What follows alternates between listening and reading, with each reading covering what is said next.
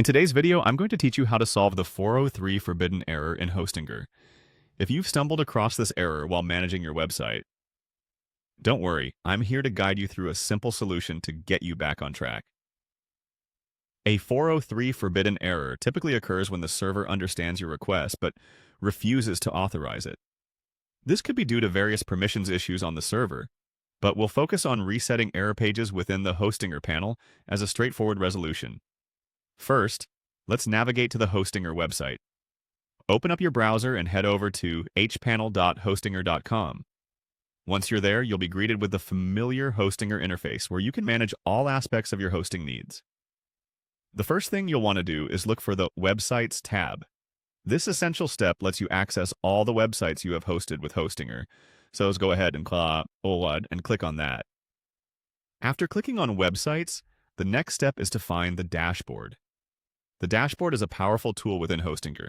It serves as the command center for your website, where you can manage settings, monitor performance, and access various features that keep your website running smoothly.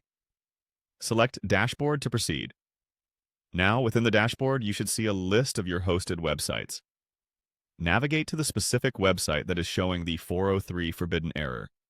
Simply click on the website of your choice to open its dedicated settings page. It's super intuitive and allows you to manage individual site preferences and configurations. Next up, let's dive into the focal area of this tutorial, the Error Pages section. This is located within the settings of the website you've chosen. The Error Pages section allows you to customize the error messages visitors might encounter on your site. It's a handy tool for maintaining a professional appearance, even when things go wrong. Click on Error Pages to continue. Here comes the pivotal moment of our guide, resetting the error pages. Inside the Error Pages section, you'll notice a Reset option. By clicking on this, you initiate a reset of any custom error configurations that might be causing the 403 error to persist. It's a quick and efficient method to revert to default settings and ensure that no misconfigurations are blocking access to your site. Go ahead and click Reset. And there you have it. With a fresh reset of the error pages, your site should now be free from the 403 forbidden error blocking it.